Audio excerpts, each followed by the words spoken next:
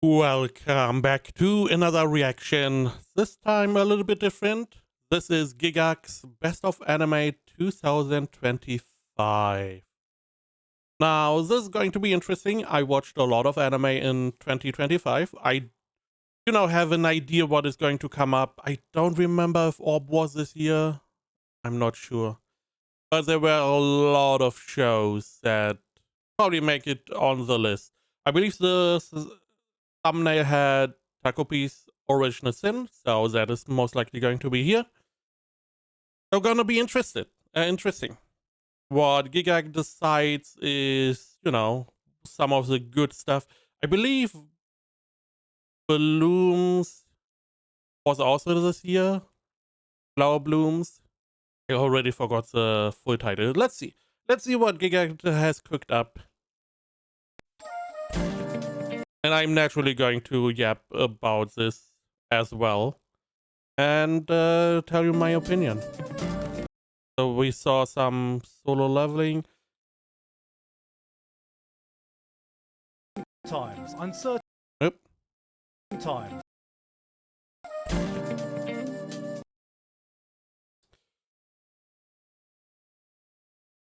Is that Apothecary Diaries? Was this year? Is this year as well? 2025 was a year of turbulent times. We see some Orb. Very nice. Uncertain futures. But if there was one thing I could rely on to pull through, of course, it was anime. I don't believe the last season counts as 25.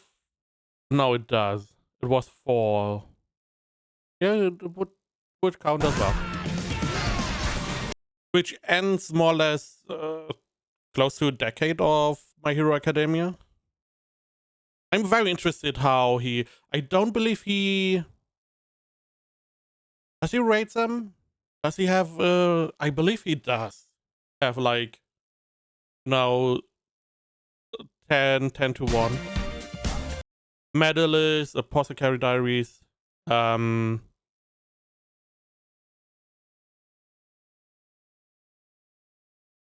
maybe solo leveling or kaiju. Don't remember. Gachi actor, the Orb. No idea.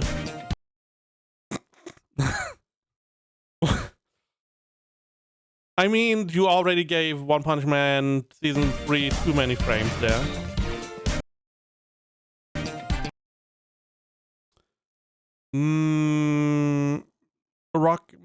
Rock Lady. Don't remember the whole title.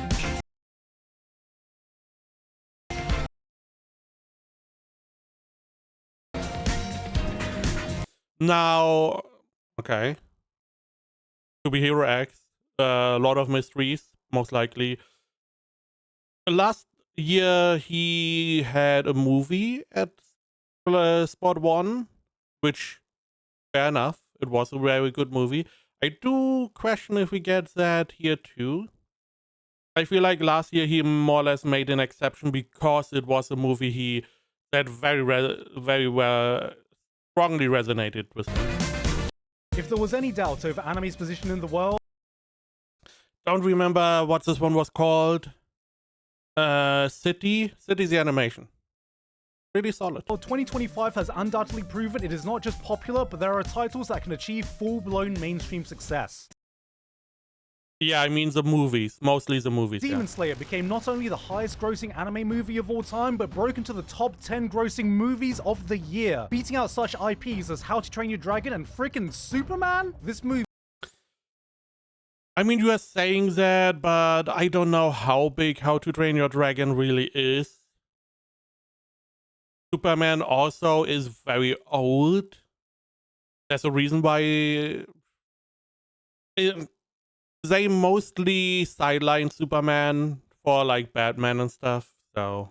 was an absolute spectacle that delivered the Demon Slayer experience I expected, but damn did it feel long. I think about an hour in, I left to go pee, managed to find time to finish my college degree, got a job, started a family, came back, and I think we're about halfway through the Yakuza flashback. But they weren't the only one in the headlines, cause One Punch Man fans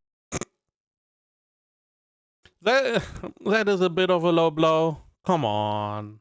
8 this year.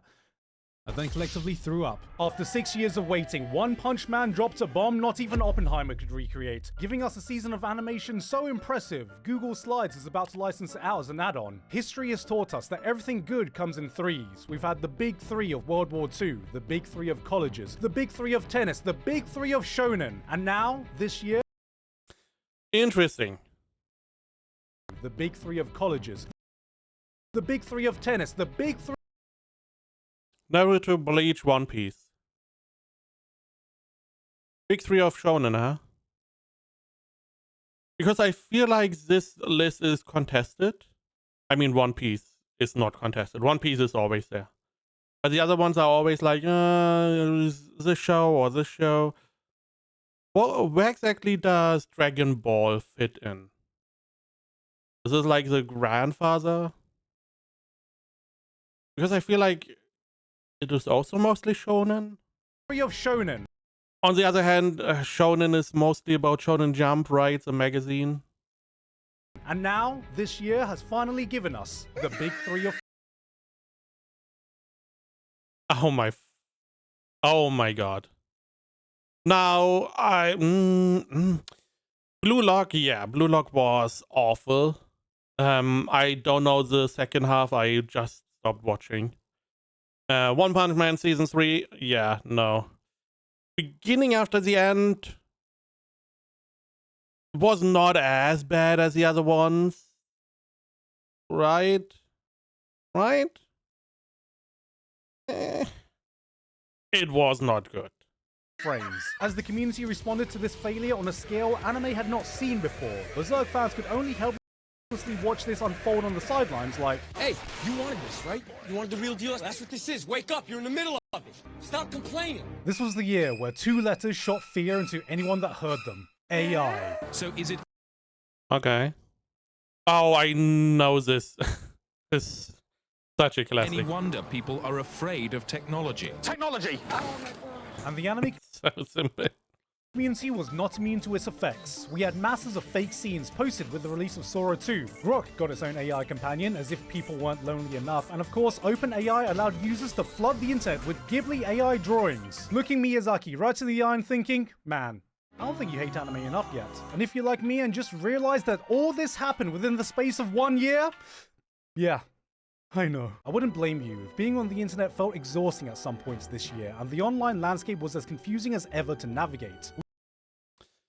I mean, that is why I'm not really much on Twitter. The biggest problem, the world was always going to shit every year.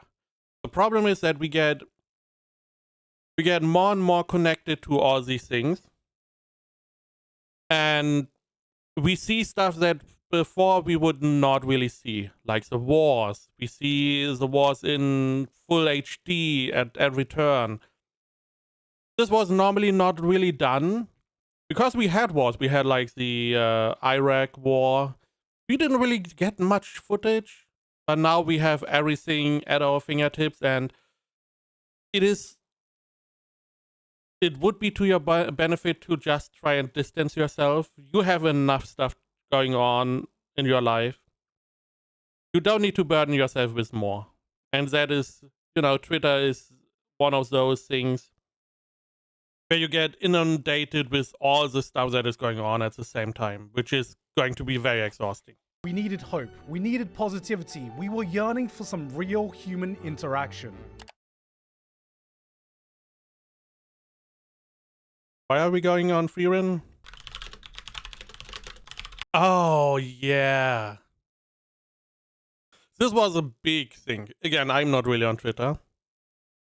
But where someone was drawing this angle of the classic angle, which more or less was in Freerun in the new season.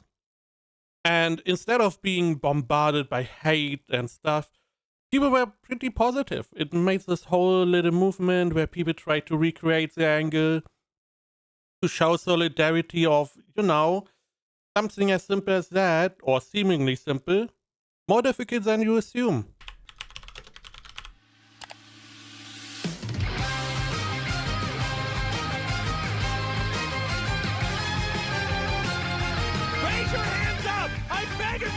There's no time left! Don't be afraid! He's a very good man! Offer up your energy! But the year ended with actual people united under one banner. One drawing a Freeren with a chin so chopped she could withstand an uppercut from Mike Tyson. The voice actor for Freeren changed it to her profile picture as artists all around the world came together to help draw her in a rare case of all-around positivity being spread online. This was the alive human theory. Real human-to-human interaction. No bots, no AI, just sheer determination to pick up a pencil and the will to follow what we knew the hero would do. Once and for all, proving the strongest AI slop can still be defeated by the weakest pencil user. Did anything else happen this year? A lot of stuff we probably don't want to talk about. I mean, I would say shameless self-plug, but you know, it's anime related. It's not shameless. It's, you know, it makes sense. Oh yeah, I made my own anime or something. Honorable mentions. I mean, you have to mention your own anime, at least. But we do have a bunch of shows here. Orange... Was it called Orange Soda? Medalist. I see the picture below Medalist. I know this one. Right, wasn't this the... Was this one? Wasn't this a harem one? Too many shows, too many names. I'm bad with names. This is the part where I normally get to my honorable mentions, but today I have something else I need to mention honorably, and that's today's sponsor, Arknights Enfield. Okay. The wait is finally over. I've talked about it. I streamed the beta, and now with over 30 million global pre-registrations under its belt, Arknights Enfield global launch is now upon us. But just in case you haven't had the release date in your calendar and counting down the days since they first announced it like I have, let me fill you in. Arknights Enfield is a 3D real-time strategy RPG where you command a team of 4 operators of diverse classes and skills to take down powerful enemies. The only thing you need to know is that the factory needs to grow. That is all you need to know. And Snake Girl, Best Girl. Being a spin-off of Arknights, Enfield carries forward the cinematic storytelling and stylized aesthetic of the original. That means incredible cutscenes, dripped-out character designs, and everything we loved about its presentation. But now you can experience all those great things while exploring a varied selection of dynamic world environments, whether it's the industrial This is peak Enfield gameplay.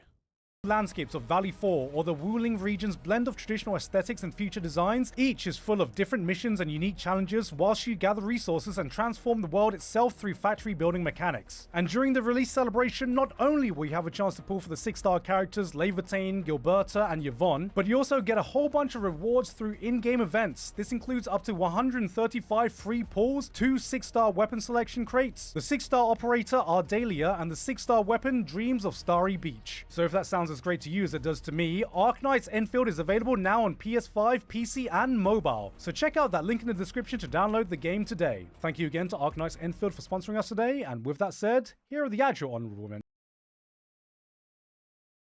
Yeah, I mean, I'm playing it right now. To be honest, just give it a shot. You know, support Gigguk. Doesn't cost you anything. Play around if you like it. I was able to get to the end of the, you know, story and all the side quests without any problems. You don't need to spend any money. Can always change later on. But, you know, the factory gameplay I really like. I'm so addicted to building my factory. So insane. If this is your first time here, I rarely put continuations of shows I've already talked about on previous lists unless it really goes above and beyond and gives me something new to say about it. But that doesn't mean I didn't continue enjoying them. Dun might not have gotten the same buzz that episode 7 provided, but I've really enjoyed the character-focused development we got. Everyone likes to talk about the weirdness or the flashy action, but this shit is doing romance better than most romance anime right now. It does this very well. Definitely better than most romances. Not all. Some romances are just so much joy. But Dandadan has the best overall package. It is funny, it has good action, it has good animation, it has good romance, it has good characters, it has good, you know, dialogue between the characters. It just does everything really, really, really well. So definitely recommend it. And we have some interesting new development at the end of season 2. About a year ago, I introduced my anime. Apothecary Diaries. Fantastic show. The Apothecary Diaries season 1 and 2, they work so well. You have all these little, it feels like an episodic fictional Chinese drama. But there's some underlying overarching story plot that is slowly unraveling as you get further and further in. And it's so good. I love Mao Mao, one of my favorite voice actors, Aoi Yuki. I'm so bad with name. I just love her. Mao Mao, fantastic. Jinchi, their relationship, very well done. It still has this, ancient, fictional in this case, Chinese aspect where she has to be very careful, which naturally makes her relationship with Jinchi somewhat strained. I really just enjoy this show a lot. I'm a illiterate mum to Apothecary Diaries, so I thought I'd be a loving son this year and save myself from watching season 2 until the Christmas break so I can experience it with her. Yeah, but you can't escape Mao Mao. At which point, she had already watched it 4 times. She still doesn't even know its name. I know his name.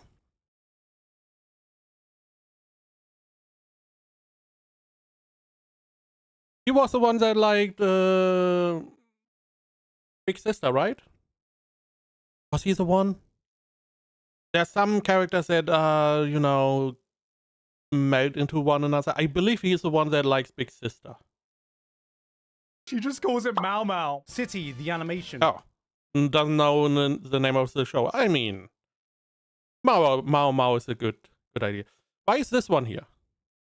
As honorable mention or as continuation? Because this is like essentially Nichijou 2.0. Really did not lie about its name, being in my top 3 of best animated shows of the year that was so close to making the list, but just didn't quite meet the same level of unhinged, gut-busting laughter Nichijou gave me. Now if we're talking most unhinged show this year... City animation? Very solid, very solid. That was Nukitashi. Yeah... I don't know. You can't... Even if it is like jokey or whatever, you can't watch this.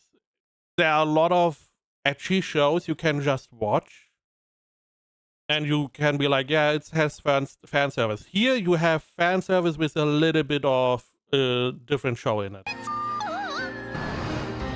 I would love to talk about this one more, but the amount of frames I'd be able to get away showing here would equal that of an episode of One Punch Man 3. Solo leveling. Yeah. Now I know you're going to ask me about... I mean, if you like action, solo leveling, definitely good. Story fell to the wayside, sadly. The same with all the other characters.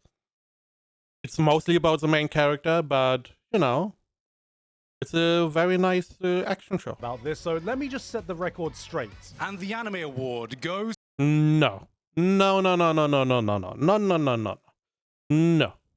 To... Oh... Ready? Sung Jin Woo from Solo Leveling. I like Solo Leveling. Solo Leveling is a series that knows exactly what it is. It does one thing, but does that one thing so exceedingly well, you do not care about anything else. And this season delivered some of the best power fantasy aura farming action spectacle you can find, and I ate it up. But that doesn't also mean I think it's the best anime, or has the best main character. To me, this is not a 3-star Michelin dish, it is a McDonald's chicken nugget, but the best fucking nugget you've tasted in your life. And who wants to live in a world without nugs? Nice. Again, if you like action, it was very solid. But it does sacrifice some of the other aspects. Now, it did popularize, I believe, the idea of aura farming. However, after seeing To Be Hero X, I feel like we throw that around a little bit too readily because in that show you have real aura farm that solo leveling does not come close to. Last year, I did a cop-out by putting a movie at It was not really a cop-out. I mean, the top of the list. Thankfully, this year was so stacked with choices, I didn't need to do that again. But if I did, 2 titles would definitely be probably Chainsaw Man. We did already talk about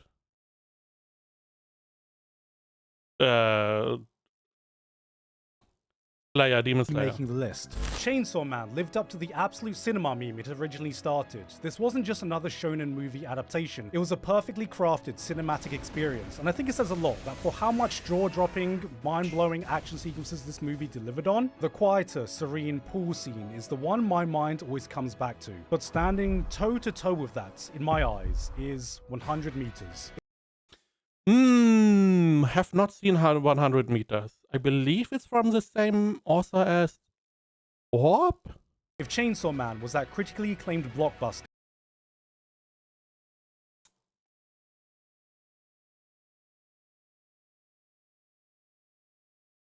We don't really know if Gigguk has many spoilers in it. I'm just going to skip somewhat 100 meters. I do want to watch it. Feel like I would enjoy it. I'm not really a movie watcher though. this movie at the right time Now, by the way, I'm playing the YouTube video through the through my media player, so it's a little bit chunky. Okay. Catchy actor, I guess. Okay. Now, I'm not really much of an action fan. Or I don't get as excited about action. This is a shonen action kind of show, which always has me worried that we get into the rhythm of getting at a wall, having to train to overcome it. At some point, gets samey for me. I did not like the main character much. Gonna be honest. Some of the other characters very good. Best girl, she's so, at the time I was like, okay, scissor girl, I don't know the names. I was like, okay, she's cool, I like her, okay. By the end, favorite character. She is fantastic. After, the end, I was like, oh, wow. One of my top characters. I really like her. Now, even though it has a lot of, some jokes, lots of fighting, there are some dark parts in the show, or darker parts, that, were not, made me somewhat uncomfortable. Still, very good show.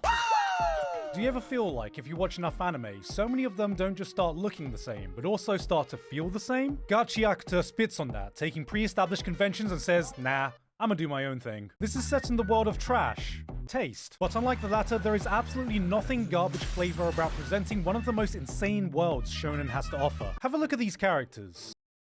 Yeah. However, this is not a good comparison because, again, Gigguk follows the shonen idea, and these are not shonen battle characters. Because it would be more apt to show like Naruto, whatever his name was in Bleach, One Piece. These characters, My Hero Academia, and all of them have a different design. Now, unless you've already seen them, you might not be able to tell that these are 5 characters from 5 completely different shows. They're the same picture. Now take one character Beska. from Gigguk. Not only will you never be able Beska, she's Beska in the way of, I like her a lot. Now, if we go by attractiveness, I mean, I'm not a feet guy. That is a very bad pause. to mistake the show they're from, but their style, their attitude, how they carry themselves, everything about them screams expression that you know exactly what type of personality they have. Now multiply that by all the minor characters you'll ever see. Gigguk has a design philosophy that permeates every single aspect of the show, creating a visual language with a vibe that is absolutely unmatched. Neon lights flood the back alleys, the streets are crude and gritty with a stench that almost permeates through the screen. Graffiti plasters every wall you walk past. The world doesn't just feel lived in, every little detail exudes a sense of character that communicates a story to you without having to utter a single word. The author teamed up with a real graffiti artist to help craft the art behind it, which just adds that layer of authenticity to its visual identity. And also, just look at her. She is a character in her own world. Then you have the power system. It's trash. Parentheses affectionate. Having a system where objects treated with love and care are imbued with powers is not only original, but serves as another vehicle for characters to express themselves. It's the only show where you'll see characters use scissors, umbrellas, gloves, hair cones, and glasses as weapons, but then you start to wonder, why is that object this character's vital instrument? What does that say about their personality, their backstory? Which objects do I have that define me? It's ideas like this that feed your imagination to the possibilities it opens up, and that's what I felt watching Gigguk in its entirety. It might not be the most polished shonen of our generation or have a story that pushes it to new boundaries, yet I constantly found myself hitting that next episode just so I could spend a bit more time in the insane world it created. I do agree that the power system is interesting, and it doesn't make you question why these are the most important items to these characters. But I feel like we did not really get to enjoy the backstories as much, or we did not get them too much. We did get one of them, and it did make a lot of sense how this all came to be for that character. However, we did have to, it's a new show. They needed to use their time more wisely. So it is. I hope we get to see more of that in the future. Again, for me, the problem, I don't gel as well with the main character, but I really like all the other characters. Very unique. Some of them, you go in all kinds of ways and directions. And I enjoyed them a lot more than the main character. However, he did grow a little bit and he did mellow out by the end. So a lot more enjoyable at the end than at the beginning.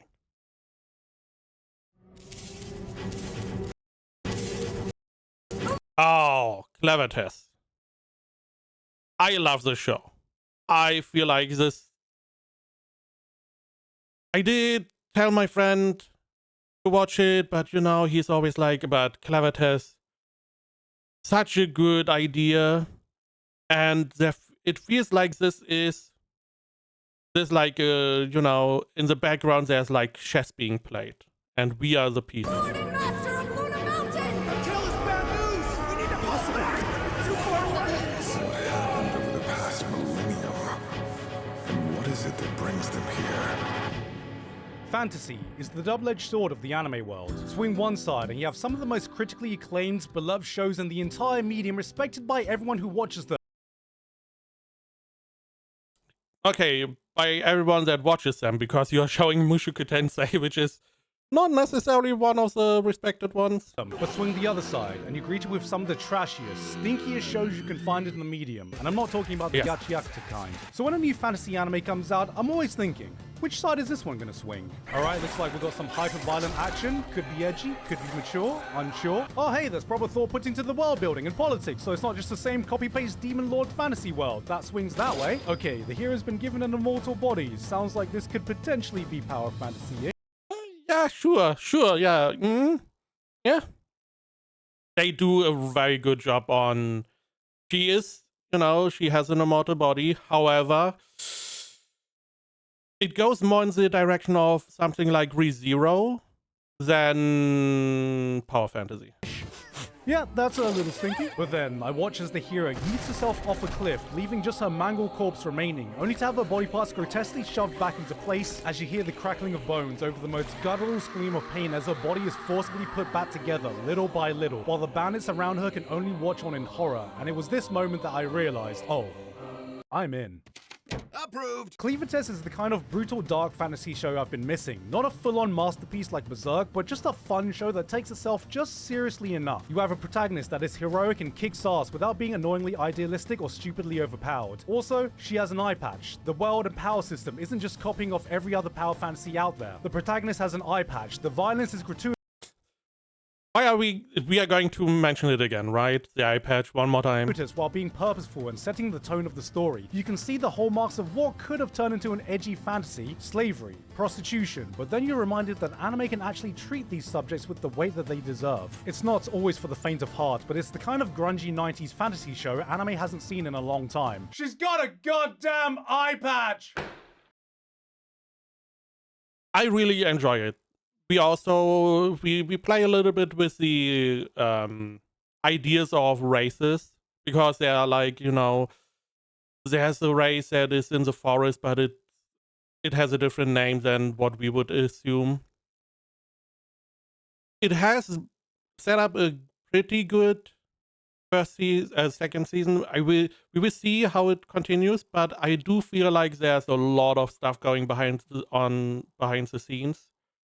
And I'm very intrigued to see where this goes in the future. Definitely more enjoyable. There was Übel Blood or whatever, which I was hoping goes into a good direction, but it felt not as good. Too many discrepancies. Clevertest is just a far better Übel Blood. Medalist. Love Medalist. I found the choreography whenever it was on display fantastic. You know, you have a little girl you just want to root for, you just want her to win. Essentially, it is a shonen shonen sports show, more or less, but you can't help but root for the little girl. Really enjoyed this one. Season 2 running at the moment. We will see if they were able to keep the quality, because the animation is, for the choreography, is just really good.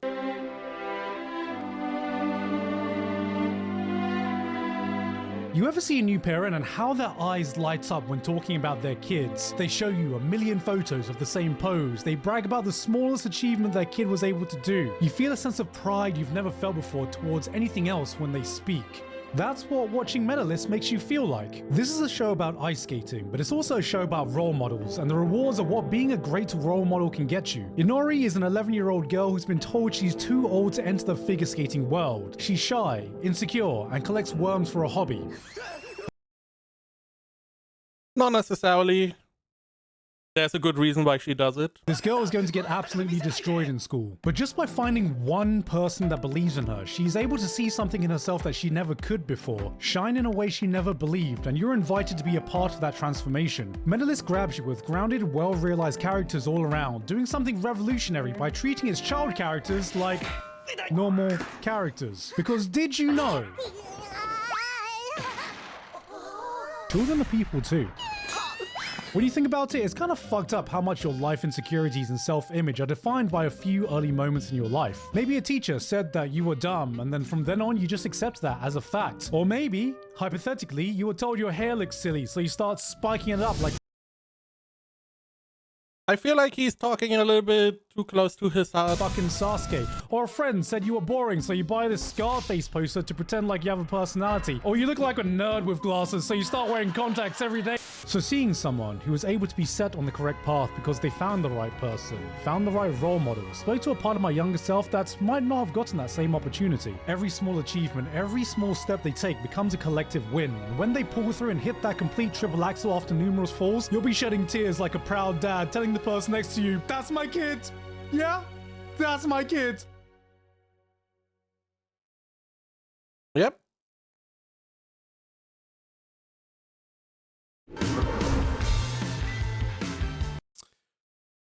Hikaru.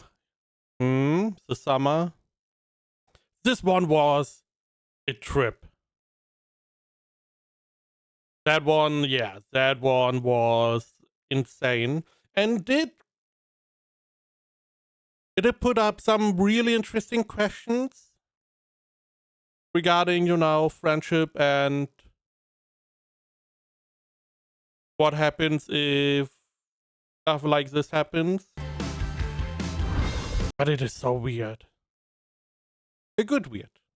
Very good weird. Horror is one of those genres anime rarely gets right.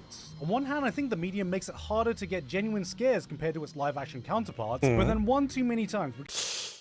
Why are you showing Uzumaki? This is Uzumaki, right?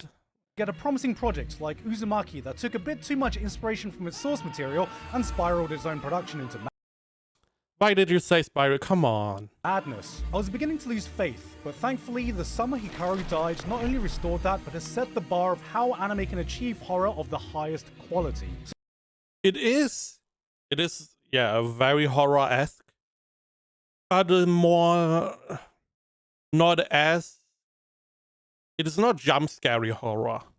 It is more unsettling horror. So you may be wondering, what's so different about this one? He's gay, but he has a special connection to classical music. There's many things that are interesting about him. I'd heard so many great things about this manga, but I watched the anime knowing nothing about it. I wanted to go in raw, and apparently, so did they. And within the first few minutes, it's evidently clear how this show succeeds where so many others have faltered. Almost immediately, you are drawn in with this eerie sense of dread that crawls under your skin and doesn't let up. Every scene oozes a sinister air as thick as the summer humidity you're watching on screen. It's not about jump scares, it's the ghastly imagery that gives you a peek into the eldritch horrors that lay beneath the shadows. Horrific entities brought to life with haunting arts that make the hair on the back of your neck stand. Atmosphere is why this is a masterclass of animated horror.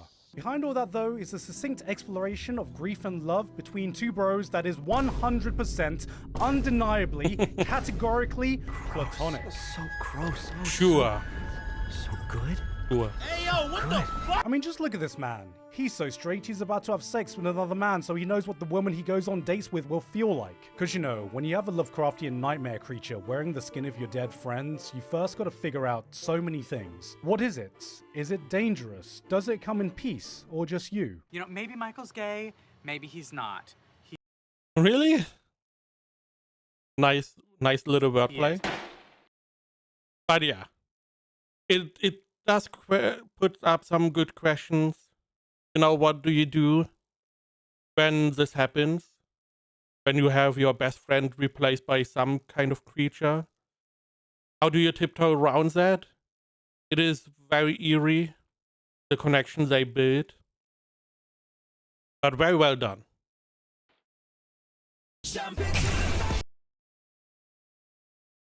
Probably my favorite hero show at all. Ever. I just love the power system where, hey, you have some power, sure, you get stronger, yeah, but you have some negative effects, and we have a really good build-up for season 2.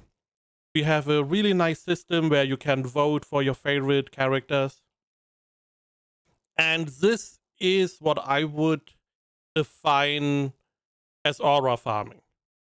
The last episodes, that is how you show someone being insanely overpowered.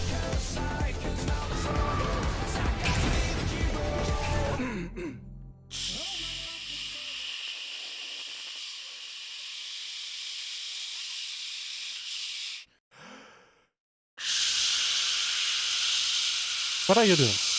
China. I did not even bring that together, but yes, China. And this is probably one of the first Chinese shows I watched. I don't know which I watched first, this one or Lord of Mysteries. No, probably another one. And they are able to put out insane quality. Continually been on the rise in the animation space, and this year it really felt like there was always at least one show per season that stood out in the highly competitive world of animation to be one of the hot shows to watch. And in my eyes, their crowning achievement of 2025 came in the form of To Be Hero X. This is China's own take into the superhero genre that asks the question, what would society be like if people could gain superpowers based on the social media influence they have? which would be... Oh wow, what the fuck is this? Mariana Times, Israel flag, India. But yeah, this it would not be safe live today if social media people could have superpowers. However, I feel like they would not get the powers they would want. India is now a world superpower. OnlyFans is more powerful than Disney. But in the world of 2B Hero X, anyone can gain superpowers as long as you are able to convince the masses to believe in you. Trust is how you gain power in this world. People's mass perceptions dictate not only who becomes a superhero, but the types of powers they get and the life they lead. There's Furman, a firefighter who saved a young girl. He's such a good example for the power system. It's so insane. But it just... This is where someone sat down, was like, okay, I want superheroes, I want a system, and really thought about it. And put some negative points to the system. It's not all roses, it's not all shiny. There are some, you know, negative aspects to the system, which makes it so interesting. And there are so many setups. Some, you know, we have some extraterrestrial stuff going on. Right. And we have the whole, you know, at the end, the whole build up. Which is very interesting.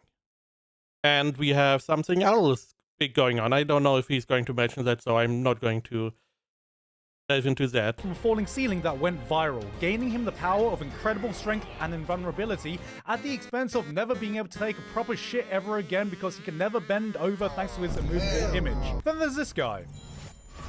He got his powers from a League of Legends chat lobby. The risk with a series like this is that you lack a central protagonist to be able to follow the story through, but it more I mean, I can see that because you get introduced to a bunch of characters. makes up for it by being able to explore a multitude of interesting ideas with the premise that they've set up. Not every story is as equally compelling as the next, but Queen. Such a cool character. every hero is wholly distinct both thematically and visually. Slowly but surely, you are able to piece together the timeline of events and see it all come together at the end. And if that wasn't enough for a reason to watch it, then there's also Hero X, who has the interesting ability to run through a season's worth of animation budget every time he snaps his fingers. And he is.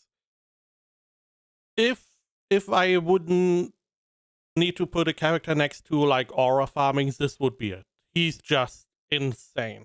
Outside of the unique world setting and power system, this has some of the coolest action sequences I've seen in an animated TV series. And if that still isn't enough for a reason to jump on, watch it because the creator's a pretty cool guy also. I don't know where I heard that one from. Yeah, definitely watch it. It's just so good.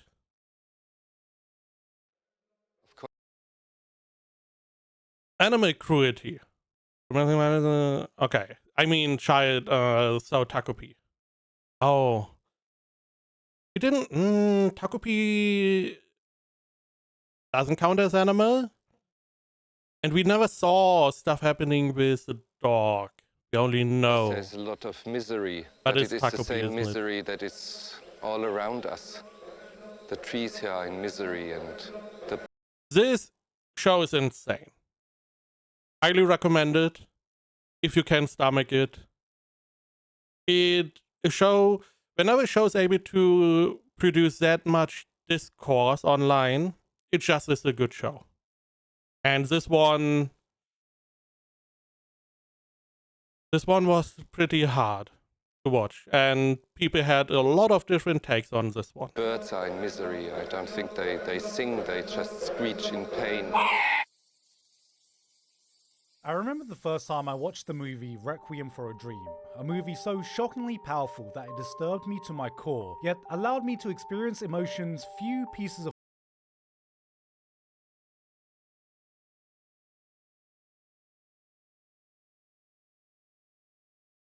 Why is the sound gone?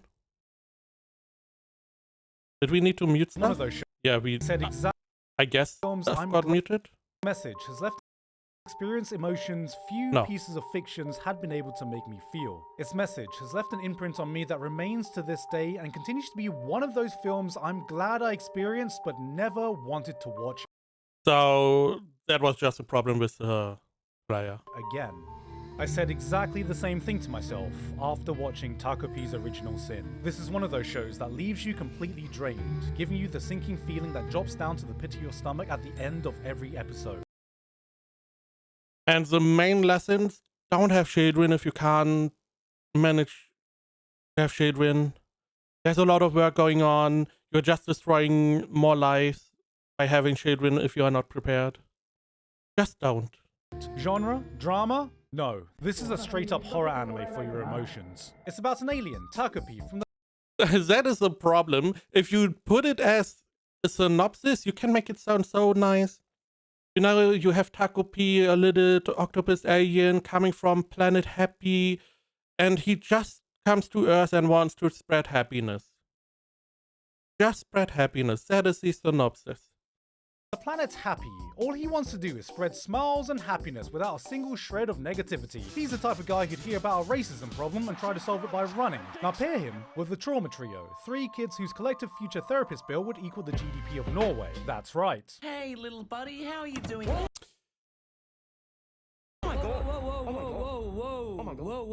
It's Japanese Smiling Friends. This is a series that wastes no time into throwing you into the absolute deep end of emotional trauma and letting you sink further from there. Watching the first episode of Takopi is like... To all my followers who watch anime, I'm writing this to warn you about the extreme content in the new series Takopi's Original Sin. Please share this with everyone who is sensitive to these issues.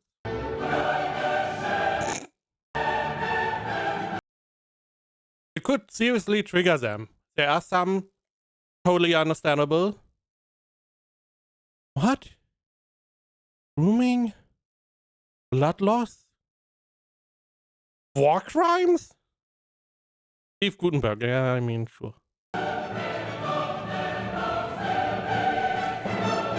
And then the series just continues pounding your emotions into the ground. It presents you with some of the heaviest subjects a child can go through with no filters to help avert your eyes. If I had a nickel for every time one of these kids got whipped by a belt, I'd have 0 nickels. Because their parents used a fist.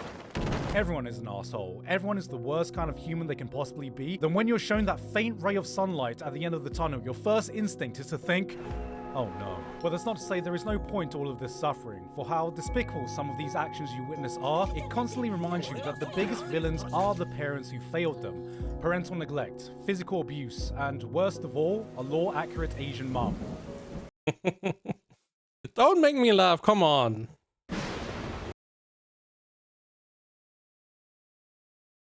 He's right though, fuck. You know, it's never enough. Never enough. It's not 100. Everything under 100 is 0. Naturally, these are more or less some of the most extreme versions of these parents, but there is a spectrum and you should try. That is why I'm not having any children and I do not consider having any children. I've fucked up my life enough. I'm not capable. I'm not even leading a good life myself, and I need to take care of someone else's life as well. You know, it's enough if I just destroy my own life. I don't need to destroy my child's life as well. So, you know, just, you know, take a little bit more care if you want to have a child. Be really sure that you are able to do that. Don't have a child just to have a child. Each kid is a product of their own toxic environment, and for how suffocatingly pessimistic this show can be, it never devolves into being downright cynical. It's an important reminder of how trauma can be passed on, how the worst environments can shape the worst people, and no matter how hard life can be, nothing is more suffocating than having to deal with it alone. Because in the end, aren't the friends we made, the trauma bonding we did along the way? Wait, no. How it goes? I know it's our job to help this guy and everything, but I think this guy's a lost cause. He's obviously made up his mind. Why don't we just cut our losses and get out of here? Again, there was a lot of discourse. And it's just... most of this could have been prevented by having somewhat decent parents. And one of the strongest parts that he did not really mention, it's just 6 episodes. You get through this really quickly. And because they don't extend for no reason, all these parts hit very hard. It is going from one crazy scene to the next. Saddle up! Uma Musume. Interesting. 2026 is now officially the year of the horse, but unfortunately, this is more or less like a sports show again. It follows very closely to like normal sports anime, which I mean it's solid. It has some really nice animation parts, especially whenever we get into like these overcharges and whenever they more or less ult or use their ultimate. That is really nice. Uma Musume didn't get that memo because, like your typical gacha gamer, it came a bit early. That is, by the way, not the music that's playing.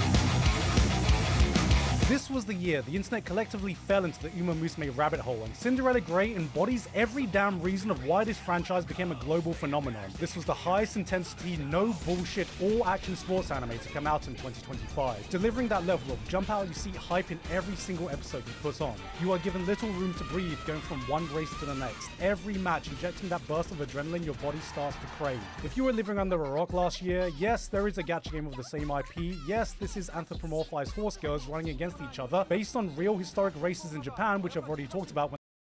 This is one of the big parts that I really, really like. That it is more or less taking the real things that happen and put them into some kind of animated version.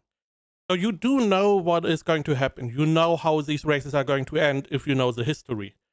It's similar to like having an animated series about World War II. You know the end if you know the historical history. And that is really nicely done. It also helps that every one of these horses, they are their own character. They are very well made, distinct to, each other. And what I also like is you have a character you follow. Your character is not invincible. It's not going to win all the time. You have your up and downs. I covered the show last month, but you don't need to know any of that to enjoy the spectacle it delivers. That rush as you witness that last eruption is as addictive as any drug. This is season 2, right? So we go season 2 as well. You hear the roar of the crowd as the commentator eggs them on, as you watch athletes digging deeper than they ever have before.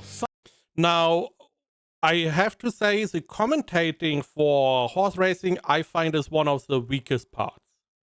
Because I feel like it's mostly because this came more or less in the time of radio. Because it is just non-stop talking about who is where. Again, one of the weakest part in my opinion. Suddenly, this junky-ass anime girl run becomes the most hype thing you've ever seen, as you shout out, "God, this is what peak performance looks like!" And then the race is over. You calm down, switch on the next episode, and experience it all again. Wait, that last paragraph sounded familiar. Was that ChatGPT? No, in fact, it was Gigguk, because I just copied it from myself. I've already said everything I have to say about it in that video, so you know what? I'll just let ChatGPT rewrite my own work to tell you again, in the style of Gigguk. I feel like this is not going to work. You probably have to look over this script that it is going to spit out. That moment when the final eruption hits, your monkey brain just activates. The crowd is screaming. The commentator is absolutely losing it. The athletes are pushing past every physical limit known to mankind. And suddenly, this janky, low FPS anime girl run has your full, undivided soul. You're sitting there like, why am I this invested? As you stand up yelling, God, this is peak human performance. What the fuck? Your screen like you've just witnessed the second coming, but is sponsored by questionable animation shortcuts, and then it ends. You blink. You remember you're an adult. What the You fuck? sigh, click the next episode, and willingly let it happen to you all over again, because anime has once again tricked you into feeling emotions through sheer bullshit and spectacle.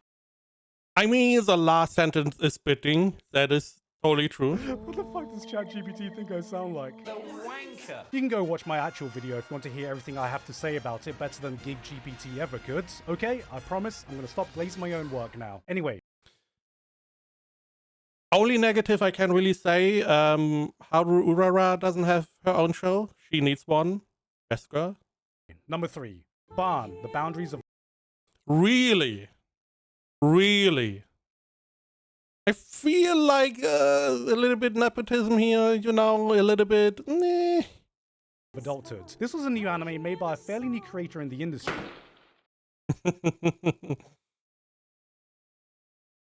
I mean, I would not be opposed to mention it a couple more times. I mean, it's his own show. It is a very solid episode. It's one episode only, but it is very well done. Definitely recommend it, and you can just watch it free, I believe, on his channel.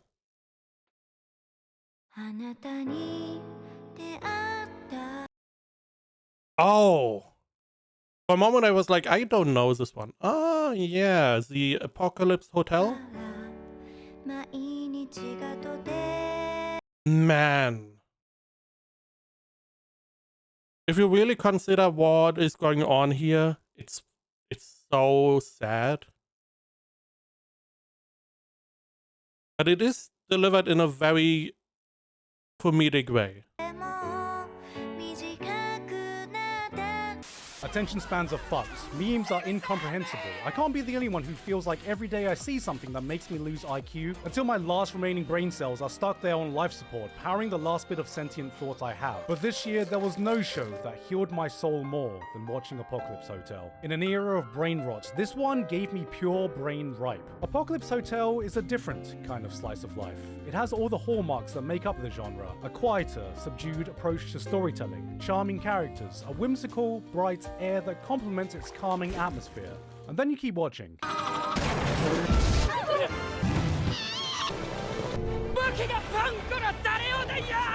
Okay, maybe there's a bit of brain rot in this one. Doomslayer Tanukis, Power Rangers fighting Kangaroo Thanos, a fucking mech battle in the middle of a desolate cityscape. You can put on an episode and have no idea what kind of unhinged shenanigans you're going to encounter next, but behind the chaos and the laughter, it constantly delivers a story with a heart few series are able to reach. A door-opening robot that fails at opening doors, a hospitality robot with no one left to serve, a hotel that opens to a place with a population of 0. This is a world with no meaning, where characters are forced to find their own. How is it do you find purpose in a place where there is none? Watching this band of lovable misfits allows you to reflect about the purpose you may be missing from your own life. It's a show so hopelessly optimistic, steeped in layers of melancholy. A story set in a bleak place where no hope should be able to be found, yet it still is able to greet you with the warmest smile. Where years, decades, centuries pass in the blink of an eye, characters you love age, move on, all that is familiar around you slowly begins to change, always reminding you that time will continue to move, with or without you. It may be painful, but it's life, and it can be a lot brighter if you let it be. Episode 11 might just be my favorite slice of life episode of all time. An episode that breaks convention. It doesn't try to be entertaining. It doesn't try to tell you everything. It sits you down, shuts out the noise around you, and allows you to just feel. Ending it with a line that made me stop, walk away for a moment, and remind myself that through all the chaos, life can be pretty damn wonderful. This is the kind of magical feeling this show gives you. It doesn't just show you a slice of life, it reminds you what living that life means in the first place.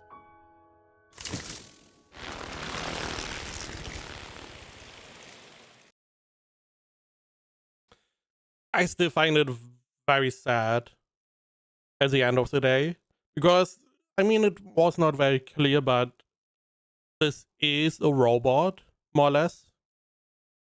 And they have their pre-programmed you know, jobs to do,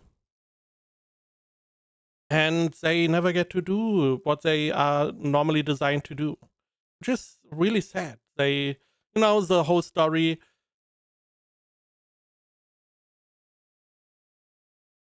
I mean, this is not too far from what could happen to our world, which is scary to think about.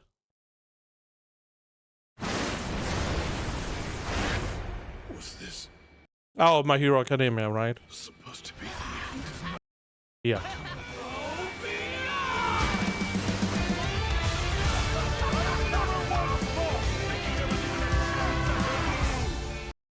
I mean, this is like, it feels like very shonen, the finish and stuff.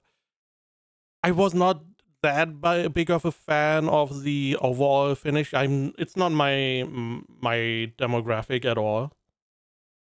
It felt very shonen, and animation was insane.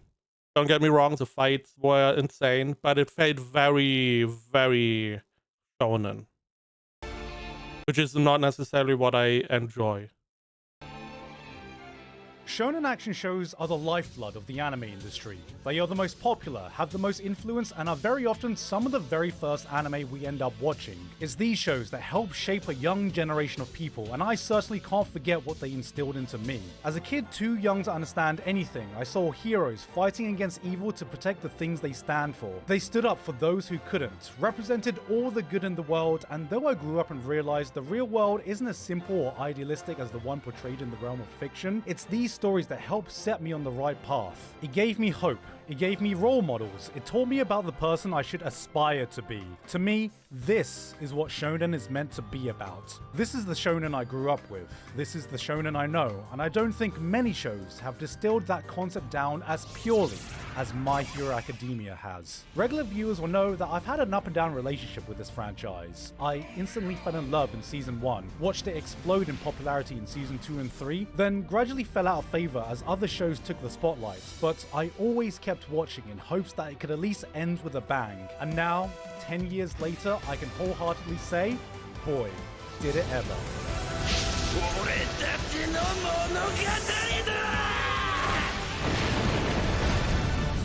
This final season delivered a spectacle worthy of the legacy it will leave. And now that it's all over, looking back, I feel like My Hero Academia came out in a strange transitionary period. In a time where its contemporaries were getting darker, getting weirder, getting bloodier, it almost felt like MHA was the squeaky clean, straight-laced student in a classroom of delinquents. And yet, it managed to achieve what so many long-running series have failed to do. For after 10 years of characters, action, drama, and development, it was able to close out standing tall, shouting a clear and concise message for the world to hear that stayed completely true to what it always was. Anyone can be a hero. Anyone should try to be a hero, even if it's just for the people around you. It's hopeful, it's optimistic, it's somewhat maybe cheesy, but it is very My Hero Academia. This may not go down in history as everyone's favorite show, but I will remember it as a testament of what the beating heart of shonen should be. We will always need heroes. We will always need hope. We will always need a story like this. And at the end of this era, I'm glad it was there to remind us one last time.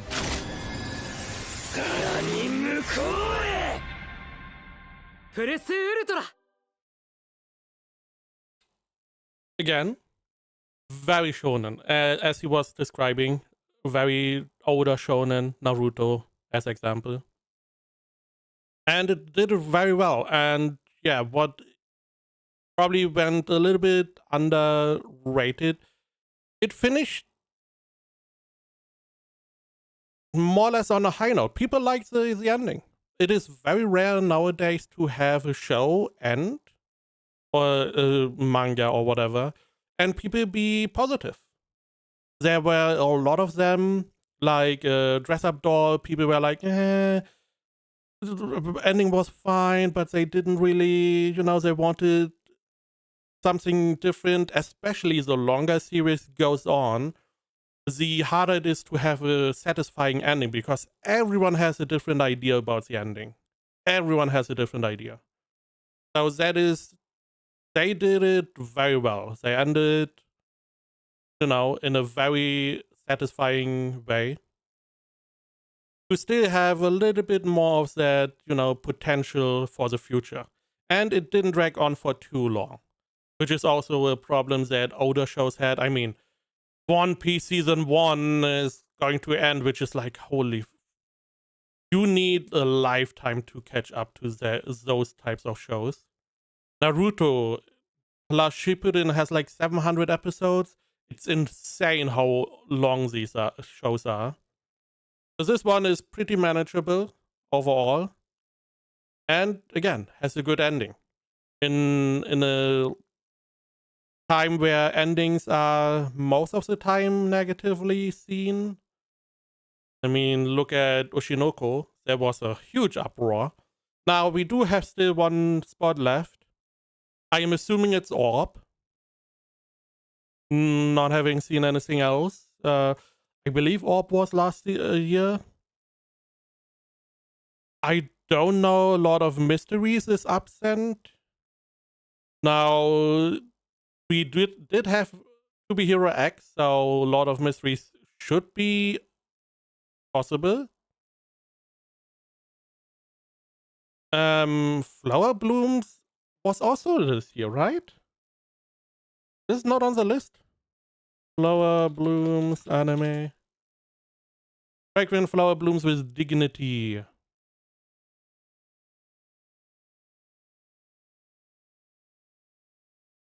$2025. Pretty sure. I mean, maybe he didn't like it as much. Orb was not this year. Orb was last year. Never mind then. Okay. Then I'm not sure what else could be on this list.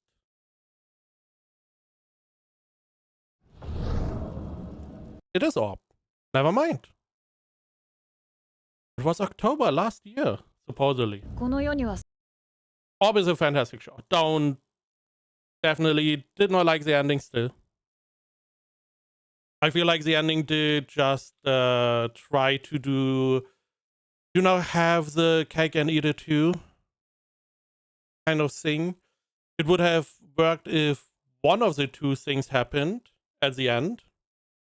I'm not gonna tell you what exactly I mean, but the two big parts of the ending, if one of them was there, the rest of the story would fit into place, everything fine. I do know I don't have a problem with the overarching idea or the overarching story.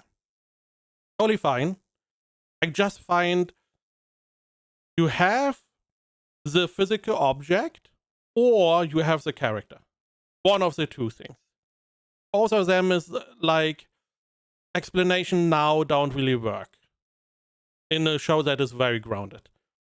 Until then, fantastic show. Even after that fantastic show, I just did not like the two parts together. And definitely I can see it as number one easily. Still a little bit surprised that we don't see at least a little bit Lord of Mysteries.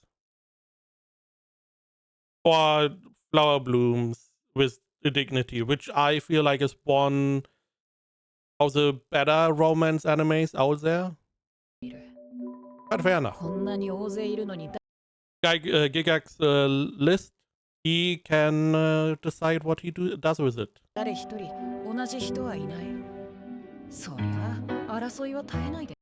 Oh, the songs are so good. For someone who is not really a music guy, I just love the Orb songs. In my line of work, I watch a lot of shows. I remember a lot of shows, but rarely do I have the time to go back and rewatch them. It's only when something truly lingers, a story that grabs hold and follows me, that occupies my mind whenever I have a free moment, that one line that sticks with me not because it What's going on? Thing or mind whenever I have a free moment. Story that grabs hold and follows me, that occupies my mind whenever I have a free moment. What? Really? A story that grabs hold and follows me, that occupies my mind whenever I have a free moment. That one line that sticks with me not because it was witty or punchy, but Sorry. I'm just doing it this way because it's easier for me to record. Probably not going to do this again this way. because it touched on something deep, something meaningful, something real. I've rewatched Orb on the Movements of the Earth more times this year than any other shows from the past 10 years, and yet I am still as moved, as awestruck, as absolutely mesmerized as the first time I watched it. Why am I telling you all this? わからない。私の感動を必死に伝えてる。This was a show that, when half done, I put as 4th on my list last year, not knowing that when I finished the entire thing, it would become my anime of the decade. That's a big statement, and you may not agree. You may have other shows you prefer. It may not have hit you the same way it hit me, but that is my truth. And for a moment, I wanted to invite you to see what that truth meant. A show like this comes along only a few times in a generation. It is not only one of the most original, beautiful, and nigh on unpredictable series to come out in modern times, but it's one of those stories that has the power to teach you something about yourself. Without preaching, without telling you what's correct, it presents you with profound ideas and helps guide you to find your own answers. Orb is an anime about heliocentrism. It's about proving the Earth moves around the sun, but also it's a story about truth, about people who fight for truth, about the lengths people will go to prove truth, about people who have their truths challenged and respond to it without disrespecting the person that challenged it. An egotistical priest putting his trust in the wisdom of a peasant,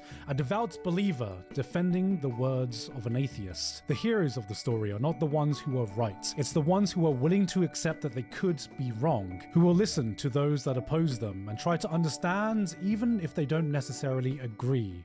These are the people that embody the human spirit, that together ignite a flame that transcends lifetimes. Every character is memorable, every line powerful, every journey poetic. This is simply one of the most beautiful stories I've ever witnessed. And the more time that has passed since I first finished it, the more times I've rewatched it over this year, the stronger its message has resonated with me as I looked out and saw the world as it is today. Unlike the world of Orb, we live in a time when information is more readily available than it ever has been, and yet truth has never felt so hard to find. Technology that should have allowed us to grow closer has divided us even further. Knowledge is no longer the currency we lack. It's trust. A lack of trust that has eroded the respect we have of our fellow person. Ideas are not built on, they are condensed down, dismantled, and publicly shamed. Everyone is a soldier, enlisted to fight in an ideological war of exchanges, where common ground is no man's land and the winner is decided not by who is more right, but who can prove the other side more wrong. Holy shit! You know, I'm like, okay, are we talking about Orb? Gigguk is spitting, holy shit, he's right on every part. I mean, it's not about the truth, it's more or less, you know, how many people you get to believe you. And that is the best, or the best way to do that is to just prove the other side more wrong than you are. And it's, you know, it's not even the ones that are the most intelligent that are at the forefront. It's most often the people that are the loudest. It is insane if you listen to Gigguk. He's so right. It's so sad. I mean, already the beginning, we have all the information we could ever need, and it is so hard to find the truth nowadays. How does anyone navigate the landscape we are currently in? And I think that's why I was just so constantly drawn back to this series. A story like this is the reminder I needed that the world doesn't have to work like this, that progress is made through collaboration, not dissociation, that disagree or not, we are still in this together, in an era that will be shaped by our collective hands.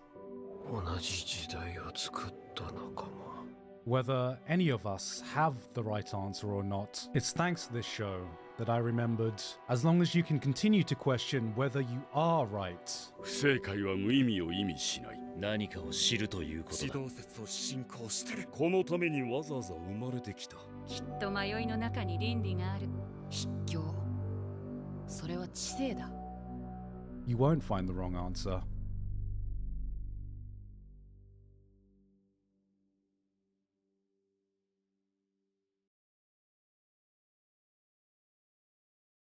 Very strong finish. Very strong finish. I mean, he was really spitting there. Orb is fantastic.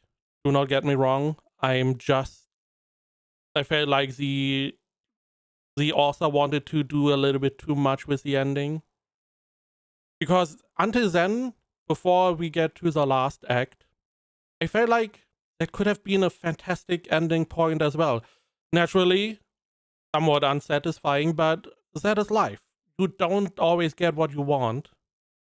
And it would have worked very well. Even with my gripes with the ending. Orb was one of those shows that hooked me from the beginning. And it was a very interesting journey.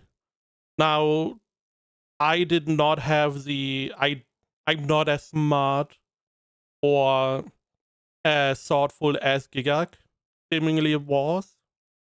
And, you know, got these parallels to today's world. But yeah, he's right. It is very scary nowadays. But yeah, the top 10 list, I mean, I can't really disagree. All of the shows that he showcased, fantastic. I do wonder why some shows did not make it necessarily. Again, Lord of Mysteries would be one of them. I feel like would at least fit well in honorable mentions. I really like Flower Blooms. But apart from that, fantastic video, as always.